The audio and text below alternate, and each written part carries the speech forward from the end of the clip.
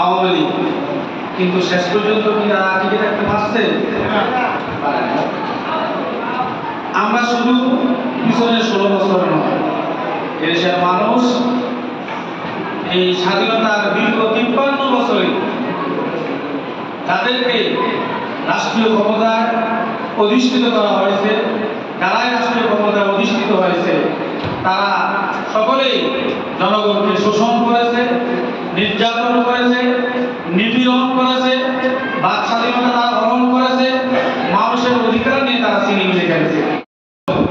তারা মানুষের জান মাল ইজ্জতের নিরাপত্তা তারা প্রতিষ্ঠা করতে পারে নাই, এবং মানুষের যে জন্য তাদের জীবনের মায়া ত্যাগ করে সেই স্বাধীনতার কাঙ্ক্ষিত সুফল, স্বাধীনতার দীর্ঘ 53 বছর এই স্বাধীনতার সুফল থেকে বঞ্চিত করে রাখা হয়েছে। আমরা ইসলামী আন্দোলন বাংলাদেশ ইসলাম বাসস্থান, শিক্ষা, চিকিৎসা এগুলো প্রত্যেকটা মানুষের মৌলিক ইসলামী আন্দোলন বাংলাদেশ করতে চায়।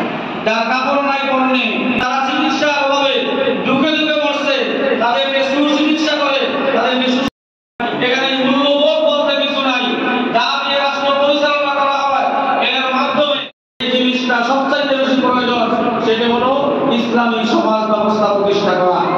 ইসলামী সমাজ ব্যবস্থা যদি প্রতিষ্ঠা করা হয় তাহলে মানুষের মৌলিক অধিকার প্রতিষ্ঠা হবে, মানুষের ভাতের অধিকার নিশ্চিত হবে, ভোটের অধিকার নিশ্চিত হবে, শিক্ষার অধিকার নিশ্চিত হবে, স্বাস্থ্যের অধিকার নিশ্চিত হবে, এবং মানুষের যেই অভাব অনটন কিছুই থাকবে না।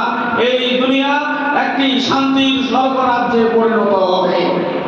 আপনারা যারা আজকে এখানে রয়েছেন, এটা কি একটি সুন্দর কাঠামো, একটি আদর্শ কাঠামো যা আমরা প্রতিষ্ঠা করতে চাই, এই সাথে কি একমত রয়েছেন?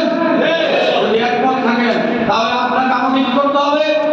এই আপনারা আমরা যারা ইসলামকে বুঝেছি, আজকে সমাজের যে সকল ভাইয়েরা ইসলাম থেকে দূরে রয়েছে, আদর্শ সমাজ প্রতিষ্ঠা থেকে দূরে রয়েছে, তাদের কাছে যেতে হবে, একটি আদর্শ সমাজ প্রতিষ্ঠার জন্য ফিকির করতে হবে, চেষ্টা করতে হবে, দাওয়াতি কাজ বৃদ্ধি করতে হবে, দাওয়াতি কাজের মাধ্যমে সদস্য বৃদ্ধি করতে হবে, সদস্যদেরকে তারবিয়াতের মাধ্যমে কর্মী মানে উন্নতি করতে হবে, কর্মীদেরকে তারবিয়াতের মাধ্যমে মুবাল্লিগ প্রত্যাশী এভাবে মুবাল্লিগ করে গড়ে তুলতে হবে।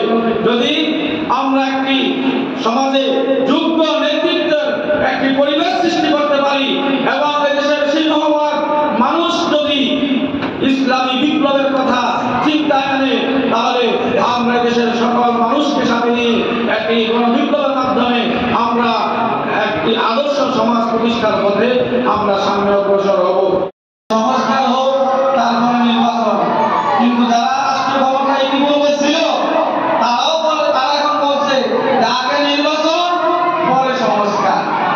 আপনারা কথা বলেন, তাহলে 53 বছরে কেন সংস্কার করলেন না?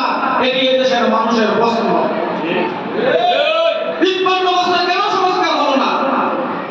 আজকে সমাজের রন্ধে রন্ধে দুর্নীতি, লুটপাট, চাঁদাবাজি ক্ষমতায় যাওয়ার আগেই আপনারা যে হল দখল, ঘাট দখল, বাজার দখল, চাঁদাবাজি, টেন্ডারবাজি, চুরি, ডাকাতি, মাস্তানি, চাঁদাবাজি, লুটপাট শুরু করেছেন।